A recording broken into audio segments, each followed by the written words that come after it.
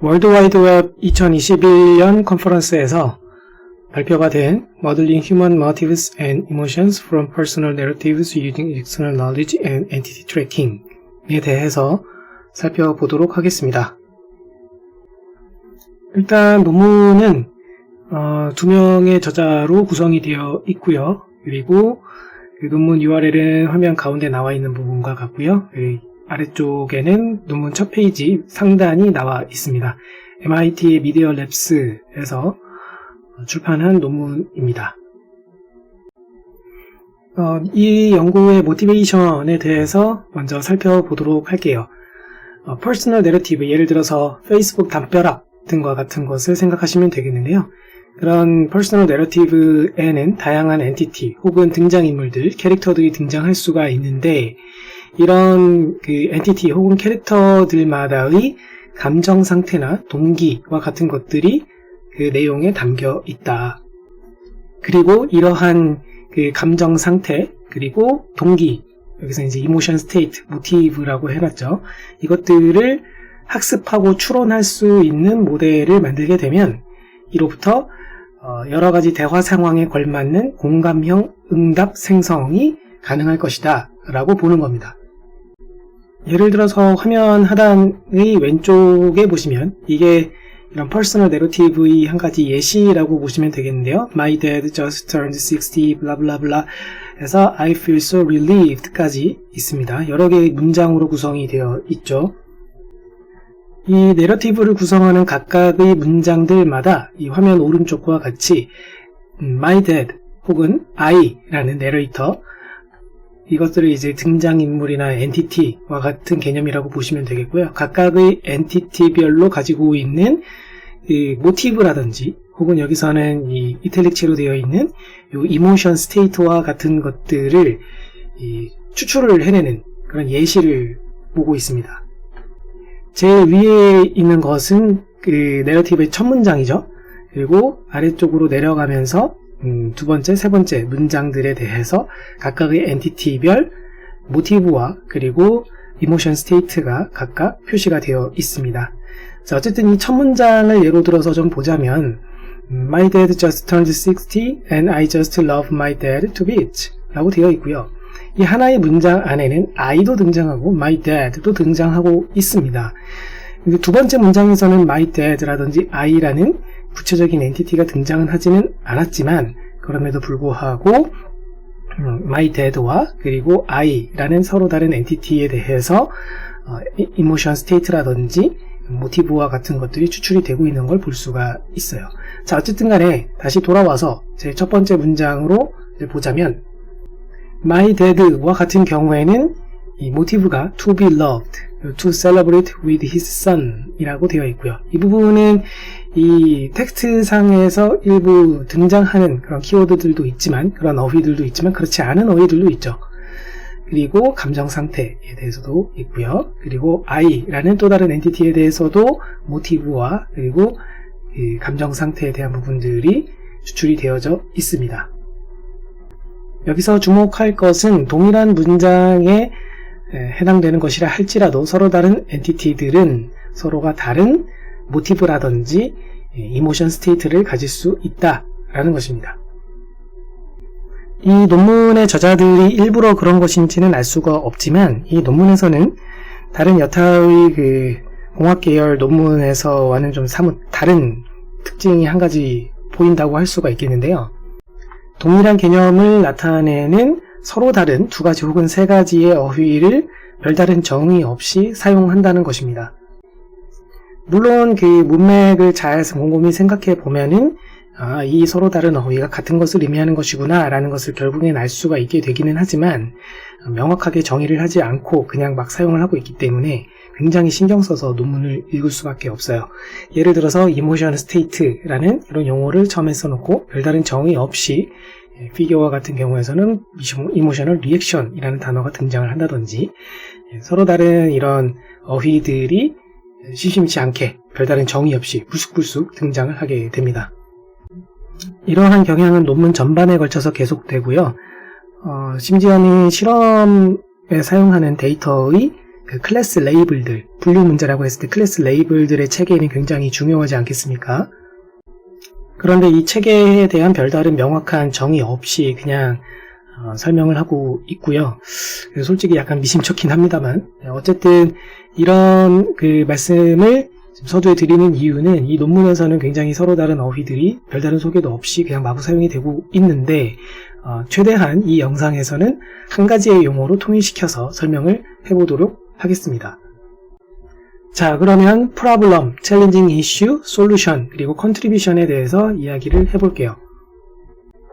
우선 problem은 이 퍼스널 내러티브의 모티브와 이모셔널 스테이트들이 포함이 되어 있다고 가정을 하고 있죠. 이 논문에서는. 그래서 이 포함된 요 녀석들을 인베딩 벡터로서 레프레젠테이션을 하고 그것으로부터 결국 텍스트를 생성하도록 하자라는 것입니다. 이것을 논문에서는 이 화면 가운데 크게 표기가 된 수식으로서 포멀하게 정의하고 있습니다. 잘 보시면은 probability이고요. YMT라고 되어 있는데 문장이 여러 개가 있을 때 문장을 각각 T번째 문장으로 지칭을 하도록 할게요. 각각의 문장을. 그 T번째 문장을 현재의 문장이라고 가정할게요. 현재의 문장, 고려하고 있는 문장. T번째 문장에 대해서 M 속성에 대한 멘탈 스테이트 설명문, 이게 정답에 해당되는 것이다. 그래서 Y라고 일부러 표기를 하고 있어요. 이 수식에서 이 속성 M이라는 것이 논문에서도 사실 갑작스럽게 등장을 하게 되는데요.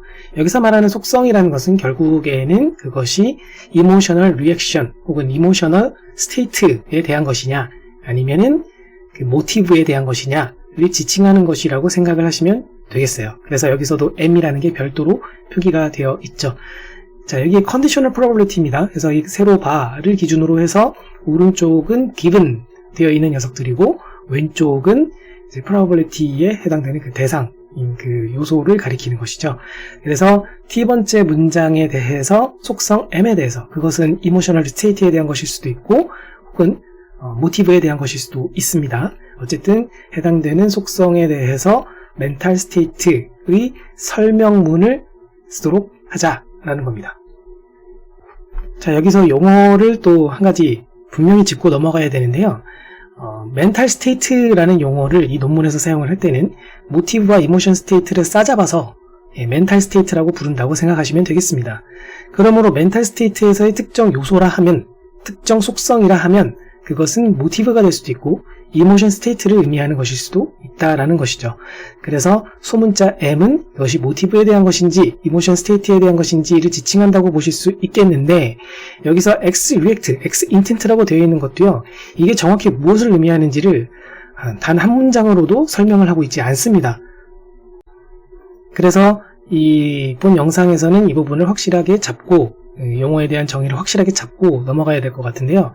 X react는 앞서 설명드린 이모션 스테이트에 해당되는 것이라고 보시면 되겠고 X intent는 모티브에 대한 것이다 라고 보시면 되겠습니다. 자, 그래서 정리하자면 probability of YMT라는 것은 T번째 문장에 대해서 속성 M에 대한 그것은 이 react, 그러니까 이모션 스테이트에 대한 것일 수도 있고 혹은 모티브에 대한 것일 수도 있겠죠. 그래서 특정 속성에 대한 멘탈 스테이트에 대한 설명문을 의미하는 것이 되겠습니다. 그래서 특정 설명문, 이건 그냥 토큰들의 나열이죠. 텍스트를 얘기하는 것이죠.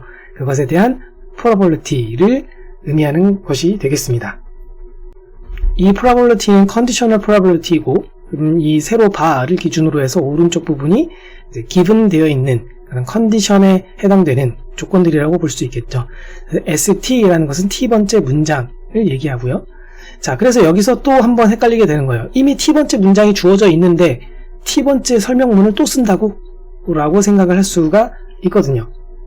이 부분에 대한 설명을 위해서 잠깐 앞장으로 돌아가 보자면 여기서 이 퍼스널 내러티브를 구성하는 각각의 문장들이 있습니다. 이게 바로 센텐스, 이게 문장이에요. 그러면 멘탈 스테이트에 대한 설명문, 즉 YMT라고 했었던 요 녀석은 무엇인가? 그게 바로 이 my daddy에 대한 이 파란색 네모 박스 안에 있는 거, 또 I라는 엔티티에 대해서 초록색 네모 박스 안에 있는 거, 이것들이 바로 멘탈 스테이트에 대한 설명문 혹은 explanation이라고 이 논문에서 부르는 부분이 되겠습니다. 자, 아무튼 다시 돌아와서 T번째 문장이 바로 이 ST가 되겠고요. 그럼 S 왼쪽 꺽쇠 T 이건 뭐겠습니까? T번째 이전에 등장했었던 문장들을 의미하는 것이에요. 그리고 이 오른쪽에 있는 윤석은 말 안 해도 설명 안 해도 아시겠죠?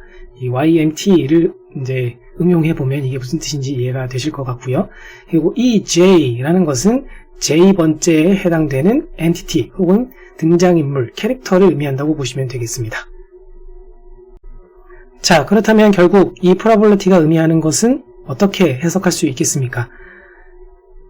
지금까지 등장했었던 이 문장들 그리고 그 설명문에 해당되는 거, 그 멘탈 스테이트에 대한 설명문들 그리고 현재 내가 고려하고자 하는 특정 엔티티가 있고 멘탈 스테이트가 있다면 내가 원하는 그 속성이 있다면 그것에 대한 설명문이 이렇게 될 확률이 얼마나 되니? 라는 것이 바로 이 probability의 정의가 될 것입니다.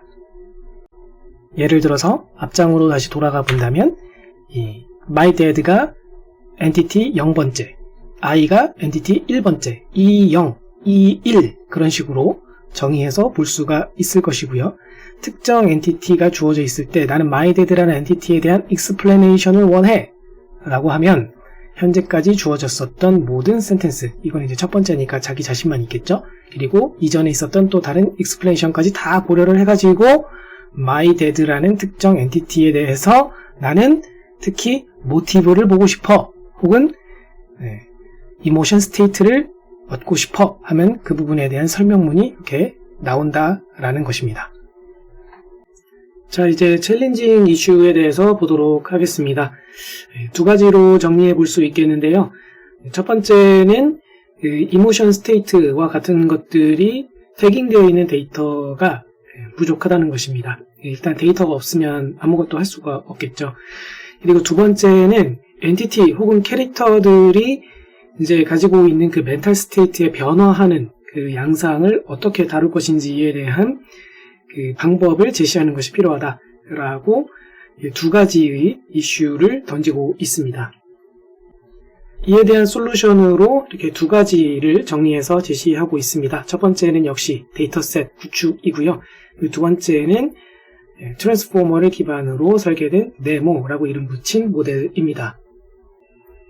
우선 데이터셋은 퍼스널 내러티브와 그리고 소셜 커먼센스 날리지를 위한 데이터셋으로서 구축을 하게 되겠고요. 그리고 네모 모델과 같은 경우에는 소셜 커먼센스 날리지를 사용을 해가지고 엔티티 멘탈 스테이트를 모델링 할 수 있도록 만들기 위해서 4개의 구성 요소로 이루어져 있습니다. 인코더, 디코더, 엔티티 베이스드 메모리 모듈이라는 것이 있고요. 그리고 마지막으로 knowledge enrichment 모듈이 있습니다. 자, 이것들에 대해서 지금부터 조금 더 디테일하게 살펴보도록 하겠습니다. 자, 첫 번째 솔루션이라고 볼 수 있는 데이터셋 컬렉션입니다. 데이터셋이 없으면 아무것도 할 수가 없기 때문에 이 연구에서는 데이터셋을 어떻게 구축했는지 자체에 대해서도 굉장히 비중 있게 다루고 있습니다. 이 화면 상단에 있는 그림이 바로 이 데이터셋 컬렉션에 대해서 요약해준 그림이라고 볼 수가 있겠고요. 화살표가 왼쪽에서 오른쪽으로 흘러가고 있습니다. Personal Narrative Corpus 그리고 SBSCK라고 이름 붙인 이 두 번째 콜포스 해서 총 이 두 가지의 콜포스를 생성해내는 과정에 대해서 요약해주고 있고요. 이것들은 공통적으로 레디포스트로부터 생성된 콜포스라는 것을 알 수가 있습니다. 수집된 레디포스트 데이터를 필터링하고 그리고 정보를 추출하고 어떤 단순한 클래시파이어를 사용을 하거나 패러프레이즈 기술 기반으로 오거멘테이션을 하는 등 몇 가지 디테일한 내용들이 이 안에 요약이 되어 있기는 하지만 가장 중요한 특징을 뽑아서 이 아래쪽에서 꼭지에서 정리를 해주고 있습니다. 우선 Personal Narrative Corpus의 경우에는 인텐트 혹은 모티브입니다. 모티브 혹은 이모션에 대한 명시적인 표현들로서 이루어진 데이터셋이다. 그리고 그것을 Weakly Annotated 데이터셋이다 라고 이야기를 하는데요. 모티베이션과 관련된 표현을 위해 규칙을 만든다든지 이모션 표현에 대한 키워드를 기반으로 해서 추출을 한다든지 결국에는 키워드나 규칙을 사람이 직접 만들어내서 수집을 해서 그것을 기반으로 오픈AI 이 도구를 사용함으로써 트리플이라는 형태로서 추출을 해냈다라는 것입니다. 여기서 트리플이라는 것은 predicate A0, A1, 즉 두 개의 argument를 각각 A0, A1이라고 나타낸다고 보시면 되겠고요. 그래서 결국에는 나는 학교에 간다 라고 하면은 나라는 그 엔티티 혹은 캐릭터가 A0가 되는 것이고 A1은 학교 그리고 간다 해서 그 predicate 쪽에 그 간다가 해당이 되는 것이죠. 이런 식으로 트리플들을 추출하는 것이라고 보시면 되겠습니다. 이모션에 대해서도 그리고 모티베이션에 대해서도 각각 트리플들을 추출하고 필터링하는 과정을 통해서 결국 이 콜포스가 만들어졌다라고 보시면 되겠어요. 이렇게 만들어졌기 때문에 저자들은 weakly annotated dataset이다 라고 이야기하고 있습니다. 두 번째 데이터셋인 SBSCK라는 것은 이 아래쪽에 나와 있는 것처럼 search based, 결국엔 검색 기능을 기반으로 한 콜포스이고 social common sense knowledge에 대한 데이터셋이다 라는 그런 차원에서 SBSCK 콜포스라고 이름을 부르고 있습니다. 이 논문의 저자들은 바로 이 SBSCK 콜포스에 대해서 대단히 큰 컨트리뷰션이 있다라고 계속 주장을 하고 있고요. 이 데이터셋은 소셜 롤, 그러니까 사회적인 어떤 역할, 학교 선생님이라든지 혹은 경찰이라든지 그런 롤을 기반으로 해서 각각의 이벤트에 대한 암묵적인 어떤 멘탈 스테이트, 여기서 말하는 멘탈 스테이트는 모티브와 이모션을 합한 개념이라고 생각을 할 수 있다고 앞서 설명을 드렸죠. 그것에 대한 지식을 담고 있는 것이다 라고 주장을 하고 있어요. 이 데이터셋의 중요성을 예를 들자면 이렇게 얘기할 수 있을 거예요. 만약에 어떤 주변에 강도 사건이 일어났어요. 그런 이벤트가 일어났어요. 그러면은 그 사건을 목격한 당사자가 경찰이냐 혹은 그냥 지나가는 일반 시민이냐에 따라서 그 당사자 혹은 그 캐릭터들이 가지고 있게 될 멘탈 스테이트, 모티브나 이모션이 달라지게 될 거라는 것이죠. 경찰의 경우에는 그 강도 사건을 목격하게 되면은 어떻게 행동을 하겠습니까? 모티브와 이모션이 일반인에 비해서 많이 다르지 않을까요? 그래서 그러한 암묵적인 모두가 예상할 수 있을 만한 그런 커먼 센스에 해당이 되는 임플리시트한 멘탈 스테이트에 대한 지식이 담겨 있다라고 주장을 하고 있는 것입니다. 이 데이터셋을 구축하기 위해서 기존에 있었던 아토믹이라는 것과 컨셉넷을 합쳤다고 하고 있고요. 그리고 웹 베이스드 마이닝에 의해서 데이터를 증강시켰다. 아까 search based라고 했죠. 그러니까 웹상에서 searching을 사용을 해가지고 데이터를 더 수집을 했다라는 것입니다. 데이터 예시가 화면 오른쪽에 나와 있고요. 퍼스널 내러티브의 예시, 인텐트 2개랑 이모션에 대한 예시 2개가 빨간색으로 해서 표시가 되어 있죠. 그리고 Search Based Social Common Knowledge에 대한 콜퍼스에서의 예시가 또 나와 있습니다. 소셜 롤이 어떠한지에 따라서 이벤트가 있을 때 이에 대한 모티브가 어떨 것이다 라는 것들을 뽑아냈다라는 것이죠.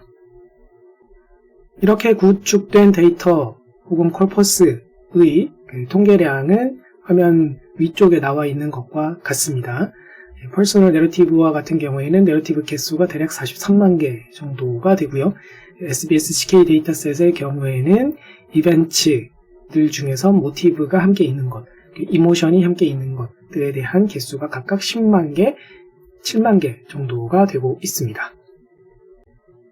자, 이제 이 논문에서 제시한 네모 모델에 대해서 살펴보도록 하겠습니다. 네모 모델의 그 전반적인 구성은 우측 상단에 나와 있는 것처럼 인코더 쪽에서 먼저 뭔가를 만들어내고 그리고 그 결과물을 디코더 쪽에서 받아서 결과적으로는 인텐트 혹은 이모션에 대한 익스플레네이션을 생성한다 라고 보시면 되겠습니다.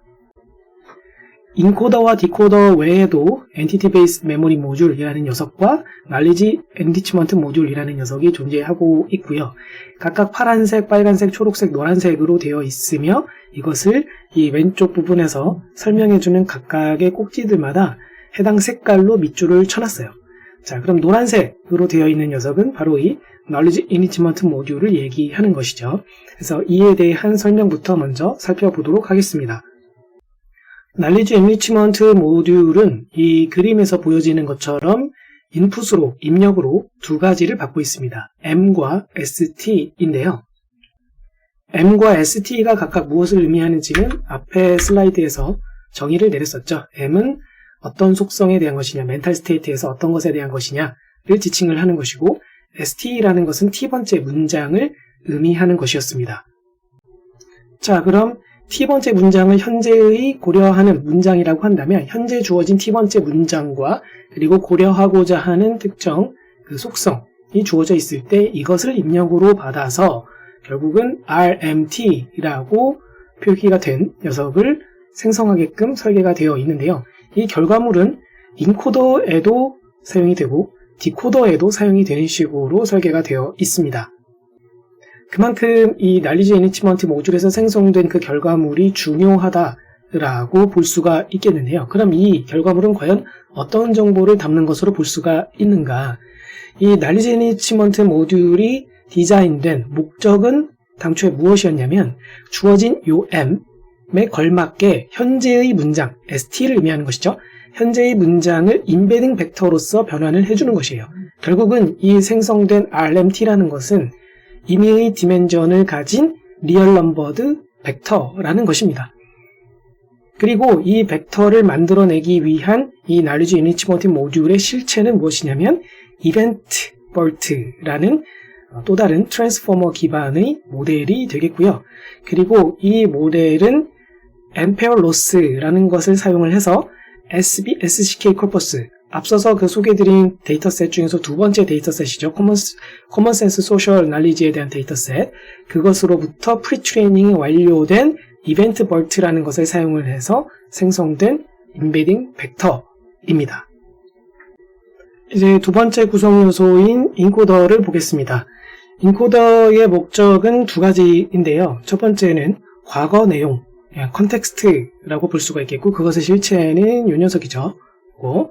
ST 번째 이전 것들에 대한 그 문장들, 그것을 컨텍스트라고 볼 수가 있겠고, 그 과거 컨텍스트, 과거 내용을 바탕으로 해서 인베딩을 생성하는 것이 첫 번째 목적이 되겠고요. 이 두 번째 목적은 현재의 문장, ST를 의미하는 것이죠. 현재의 문장에 대해서 특정 엔티티, J번째 엔티티를 여기서 EJ라고 지칭하고 있습니다. 특정 엔티티 EJ의 M 관점에서의 멘탈 인베딩을 생성하는 것입니다. 자, 그러면은 인코더에서 취하고 있는 인풋들은 무엇이 있는지를 살펴볼게요. ST, 현재의 문장, 그리고 이전까지의 문장들, 그리고 J번째의 엔티티를 이제 입력으로 취하고 있는데요. 그런데 여기서 M 관점이라고 했으니까 M이라는 것을 여기서 인풋으로 받아야 될 것 같은데 M을 받지는 않고 있죠. 대신에 RMT, 즉 Knowledge Enrichment 모듈에서 생성된 그 인베딩 벡터를 인풋으로 취하고 있습니다. 사실 특정 캐릭터 EJ의 M 관점에서의 멘탈 인베딩, 결국 이것도 인베딩 벡터이죠. 인베딩 벡터를 생성을 하는 것이 목적이기 때문에 여기서 이 M이라는 것을 직접 인풋으로 취해도 되지 않을까라고 생각을 할 수가 있지만, 우리는 사람이기 때문에 인텐트가 무엇인지, 이모션이 무엇인지에 대한 개념을 알고 있지만, 또 주어진 문장에서의 이모션을 위한 레프레젠테이션이 어떻게 돼야 된다라는 그런 지식을 사람은 알고 있지만, 결국은 이것을 이 모델들은 숫자를 가지고 하는 것이죠. 그러다 보니 그냥 단순히 이거 이모션이 뭐야 라는 식으로만, 혹은 그 인텐트에 대한 것이야 라는 식으로 그 인디케이션 용도로서 숫자 1, 0 이렇게 들어오게 되면은 그것은 인코더의 입장에서는 그것이 무엇인지 해석을 하기가 용이하지 않을 수 있을 거예요. 그래서 이러한 정보를 담은 콜포스를 우선 마련을 했던 것이고요. SCK라는 콜포스를 그래서 만들었던 것이고, 이것으로부터 프리트레이닝이 완료된 이벤트 벌트라는 녀석을 Knowledge Enrichment 모듈이라고 일반화시킨 버전으로 이 논문에서는 소개하고 있는 것이고요. 그리고 이것을 통해서 만들어진 벡터 RMT라는 것을 인코더의 인풋으로도 쓰고, 디코더의 인풋으로도 사용을 하고 있는 것입니다. 자, 그럼 인코더의 아웃풋이 무엇인지를 보면 두 개가 나오고 있죠. C, T 이전 거가 있고 그리고 HMT가 있습니다. 여기서 C, T 이전 거는 prior story, context를 담은 그런 representation이라고 보시면 되겠고 HMT라는 것은 entity의 관점에서 보았을 때 T번째 센텐스에 대한 representation이다 라고 볼 수가 있겠습니다. 여기서 특히 M이라는 이 노테이션이 함께 표기된 거를 주목해 주셔야 하는데요. 여기서 감히 M이라는 그 관점을 여기서 노테이션 할 수 있는 이유가 Knowledge Enrichment 모듈에서 RMT라는 것을 인풋으로 취했기 때문에 그 RMT와 EJ라는 것을 함께 사용을 해서 나온 결과물이므로 HMT라고 표기를 해주고 있는 것이죠. 정리하자면 인코더는 이 4개의 인풋을 다 취해서 과거 내용에 대한 인베딩이라고 볼 수 있는 C, T 이전 거라고 이렇게 표기된 이 녀석을 생성하고 그리고 현재의 문장에 대한 엔티티 EJ의 M 관점에서의 멘탈 인베딩이라고 볼 수 있는 HMT라는 것을 생성을 해주고 있습니다. 자, 이제 인코더에서 생성된 이 결과물과 그리고 Knowledge Enrichment 모듈의 RMT가 디코더로 흘러 들어가고 있는데요. 디코더에서 입력으로 취하는 것은 이 두 가지 외에도 하나가 더 있습니다. 그냥 T라고 읽겠습니다. MMT가 바로 그것인데요. 이것은 Entity Based Memory 모듈의 결과물입니다. Entity Based Memory 모듈의 목적은 엔티티 혹은 캐릭터의 멘탈 스테이트를 저장을 해두는 것이에요. 저장을 했다는 얘기는 결국은 이전 것들에 대해서도 다 저장을 했다라는 얘기가 되는 것이고요. 여기서 이전 것이라 함은 현재의 스텝을 T 스텝이라고 했을 때 그래서 ST라고 하면 현재인 T번째 스텝에서의 문장 S를 의미하는 것이죠. 그 T보다 이전 거라고 하면은 이전 것들, 컨텍스트라고 불리우는 것이 되는 것이고요.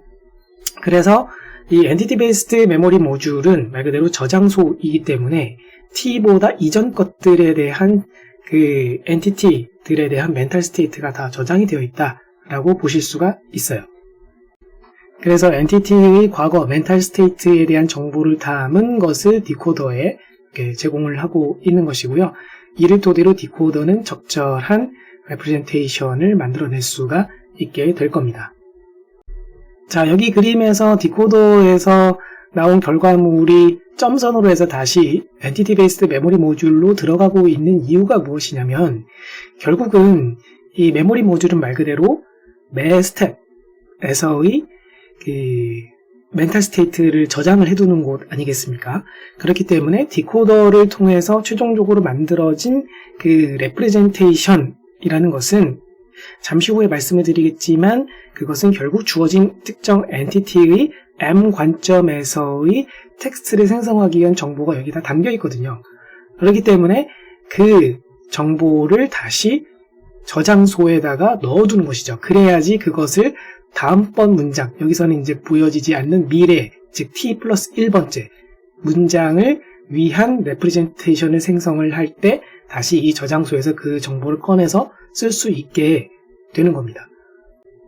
자, 그러면 그 T번째가 예를 들어 3번째였다. 그러면 3번째까지 모든 정보를 사용해서 4번째를 위한 레프레젠테이션 만들고 또 그 다음에 5번째에 대한 레프레젠테이션을 만들기 위해서는 이전까지인 1번째부터 4번째까지 모든 그 컨텍스트를 다 고려해서 만들고 그렇게 하겠다는 건데 그 구체적인 과정을 이 한 문장으로 좀 요약을 해봤습니다.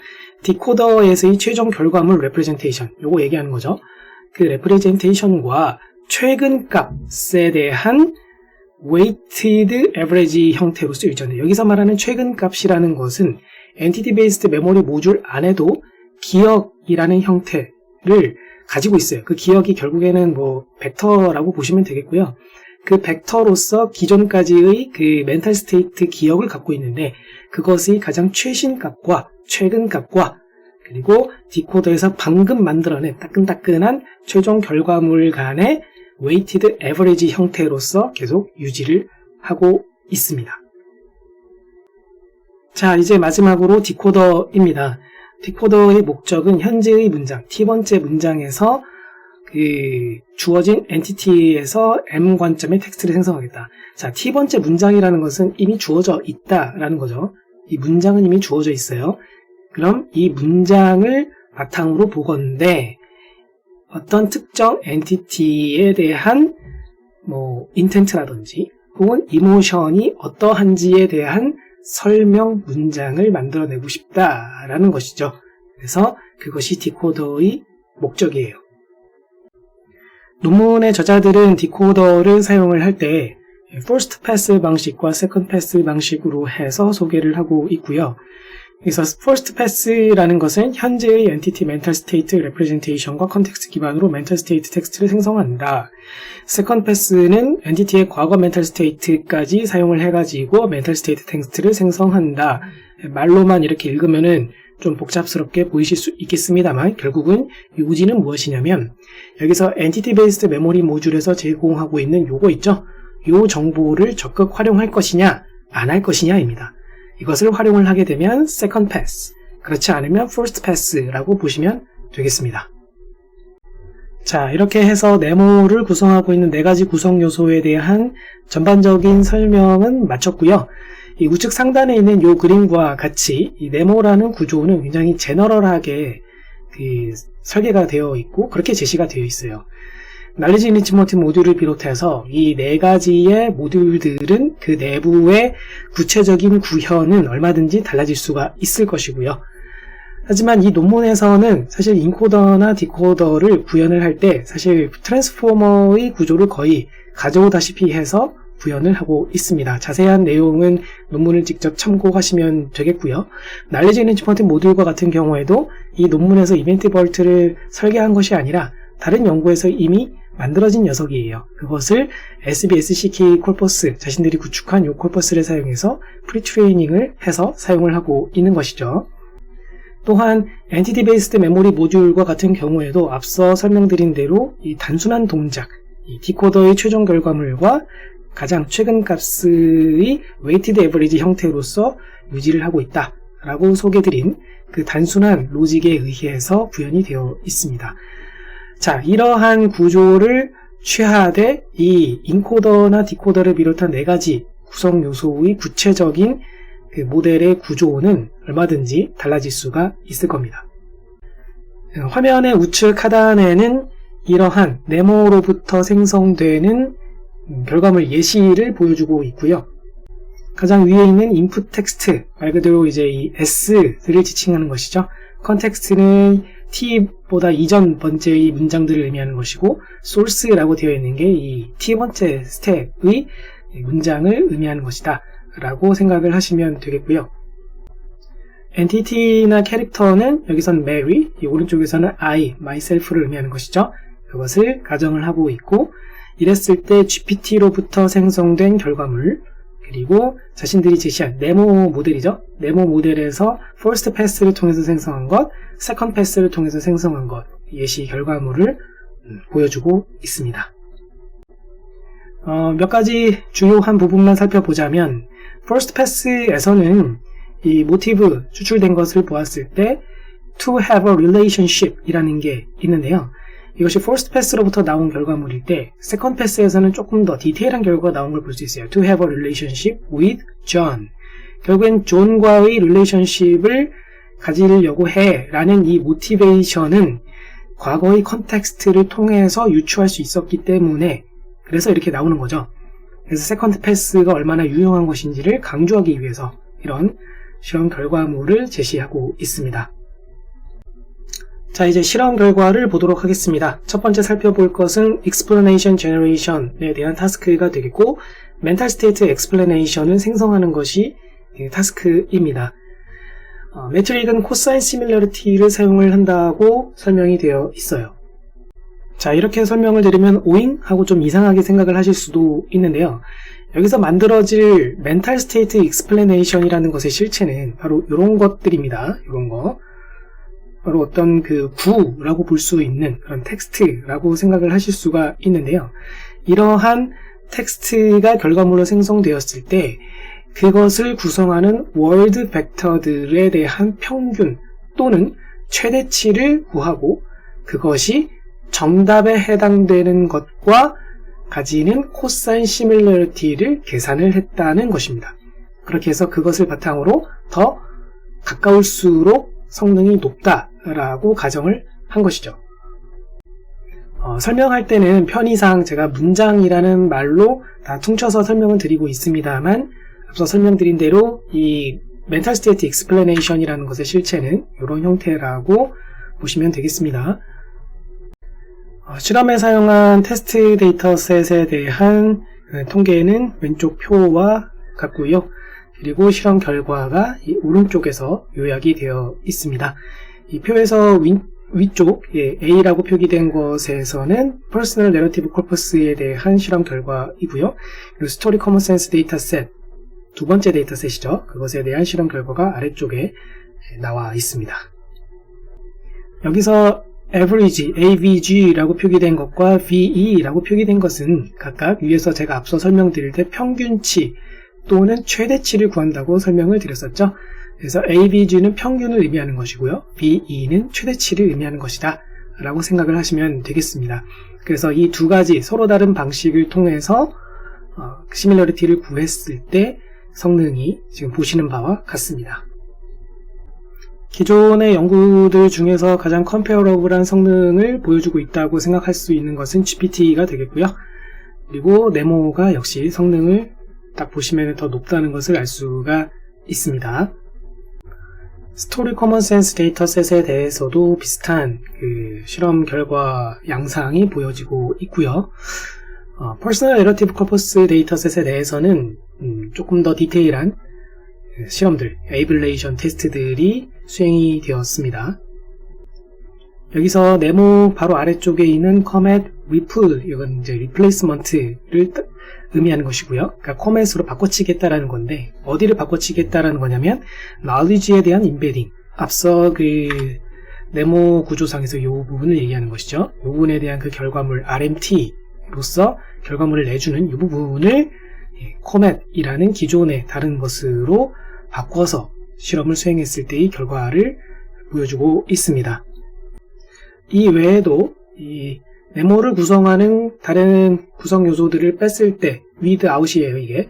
EMM을 뺐을 때, KEM을 뺐을 때, IDC를 뺐을 때 성능이 각각 다 떨어진다라는 것을 보여줌으로써 이 네모를 구성하는 구성 요소들이 다 중요하다라고 강조를 해주고 있습니다. 여기서 EMM, KEM, IDC라는 것은 앞에 이 구성 요소들 중에서 이게 EMM, KEM, 앞 글자를 딴 거죠. 그리고 IDC라는 것이 각각 이 세 녀석을 가리키고 있습니다. 인코더 같은 경우에는 빠질 수가 없겠죠. 모든 입력들을 다 취해서 어떤 결과물을 만들어낼 수 있는 인코더 파트는 절대 빠질 수가 없으니까 다른 파트들을 하나씩 빼보면서 이 각각의 구성 요소들이 얼마나 중요한 역할을 담당하고 있는 것인지를 실험 결과를 통해서 입증을 해주고 있다라는 겁니다. 두 번째 실험은 스테이트 클래시피케이션에 대한 타스크입니다. 모티브나 이모션에 대한 상태를 분류하는 타스크가 되겠고요. 세 가지 기준, 마슬로우, 플러칙, 그리고 라이스라는 세 가지 기준에 의해서 각각 마슬로우는 모티브, 라이스는 모티브, 플러칙은 이모션에 대한 스테이트를 분류하는 것으로 보시면 되겠습니다. 사실 논문에서는 이것들이 각각 모티브이고 이모션에 대한 것들이라는 설명을 하고 있지 않아요. 그냥 마슬로우, 라이스, 플러칙을 했다. 그냥 그렇게만 설명을 하고 있어서 이 타스크에 대한 설명이 대단히 부족하다고 볼 수가 있습니다. 자, 마슬로우는 욕구, 충동, 갈망을 포함하는 동기들에 대한 상태를 정의하고 있다라고 보시면 되겠고, 라이스는 선천적 동기에 대한 것을 담고 있으며, 플러칙은 서로 상반되는 내상의 감정에 대해서 다루는 이론입니다. 그래서 이것들에 대해서 여기서 정의하고 있는 그 이모셔널 스테이트나 모티브에 대한 스테이트들이 있는데 그것들을 분류하는 타스크를 풀었다라는 겁니다. 이때 사용한 매트릭은 마이크로 에버리지 F1 스코어를 사용을 했고 실험에 사용한 데이터셋은 스토리 커먼 센스 데이터셋 그리고 ROC 스토리즈 트레이닝 샘플이라는 것을 사용했습니다. 실험 결과는 오른쪽 표와 같고요. 여기서 ZS, T 등과 같은 독특한 이 노테이션들이 보이는데 이에 대한 설명은 테이블 4 캡션에 나와 있습니다. 제로 샷 그리고 T는 하이퍼 파라미터를 이 그 참고문헌 5번에서 제시한 대로 튜닝한 것을 지칭한다 라고 되어 있죠. 물론 가장 높은 성능을 달성한 건 이 논문에서 제시한 네모 모델이 되겠습니다. 마지막 실험은 Empathetic Dialogue Generation입니다. Mental State Representation, 그러니까 네모로부터 생성된 최종적인 그 결과물을 공감형 응답문 생성을 할 때 활용을 했다라는 것이고요. 그것을 이제 타스크로 정의하고 있고요. 이때 사용한 데이터셋은 Empathetic Dialogues 데이터셋입니다. 매트릭으로는 Perplexity와 Averaged Blue Score를 사용을 했다고 합니다. 여기서 그 네모 모델을 직접 여기서 언급을 하고 있지는 않고요. 앙상블 어프로치를 썼다. 인코더에 대한 앙상블 어프로치를 과거 연구들 중에서 영감을 받아서 썼고 그때의 자신들의 이 멘탈 스테이트 레프레젠테이션을 쓴 것을 SCS 플러스라고 지칭을 했다라고 설명이 나와 있습니다. 그렇게 했을 때 기존의 다른 그 라이벌 메소드들보다는 성능이 더 좋았고 퍼플렉시티는 낮을수록 좋은 것이죠. 그리고 블루스코어는 높을수록 좋은 것이기 때문에 그렇게 보면은 요 가운데 있는 녀석들보다는 월등히 좋은 것인데 파인 튜닝을 수행한 또 다른 모델들인 요 녀석들보다는 조금 그 large 모델과 비교를 했을 때는 다소 낮은 성능을 보이고 있다라고 볼 수가 있습니다. 하지만 이 논문의 저자는 자신들의 이 앙상블 SCS라는 녀석이 이 모델 크기가 더 적음에도 불구하고 컴페어러블한 성능을 보였다라고 주장은 하고 있는데요. 사실 그렇게 주장을 할 거면 이 파인튠드 모델이 도대체 어떤 모델 구조를 갖고 있고 그래서 파라미터 개수가 얼마인지를 설명을 해준 다음에 앙상블에서는 그러면 얼마나 파라미터 개수가 되었는지를 비교해 주어야 하는데 그에 대해서는 단 한마디도 없습니다. 그래서 이 세 번째 실험이 굉장히 설명이 빈약하고요. 앞서 두 번째 실험도 사실 설명이 좀 많이 빈약합니다. 첫 번째 실험만 설명이 좀 제대로 되어 있다고 볼 수가 있을 것 같고요.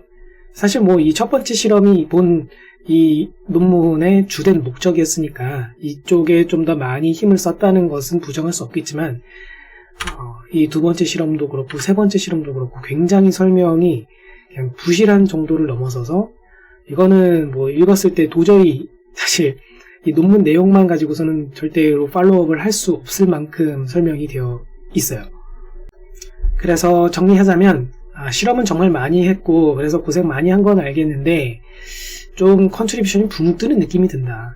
이 논문에서 제시한 네모의 높은 성능의 큰 공헌으로 보여지는 것은 그 콜퍼스 자체인 것 같다. 설치 베이스 소셜 커먼 센스 그 콜퍼스 두 가지 콜퍼스 중에서 두 번째로 소개했었던 그 콜퍼스 자체일 것이다. 이것을 통해서 프리트레인드 된 그 날리지 레프레젠테이션이 굉장히 큰 역할을 했으니까요. 그리고 엘모 레프레젠테이션도 시험에서 사용을 했거든요. 그렇죠? 이것도 사실 성능 향상에 적지 않은 영향을 주고 있는 걸 알 수가 있어요. 자, 그래서 논문의 컨트리뷰션이 그러면 왜 붕 뜬 느낌이 드는가? 앞서 설명드린 대로 이 처음에 논문을 읽다 보면은 굉장히 그 설명이 뒤죽박죽이라는 그런 생각이 들게 돼요. 논문의 컨트리뷰션이나 프로블럼 정의가 다소 앞뒤가 안 맞는 경우가 있어요. 뒤죽박죽이고 같은 개념을 지칭하는 단어를 여러 개 사용했어요. 별다른 소개나 정의도 없이. 그래서 읽다 보면은 이게 무슨 말이지? 해서 다시 앞으로 찾아가서 읽게 만드는 그런 것들이 굉장히 많고요. 예를 들어서 명확히 수학적으로 정의한 내용과 논문 전반에 걸쳐서 설명한 컨트리뷰션이나 골에 대한 내용이 미묘하게 다르다는 거예요.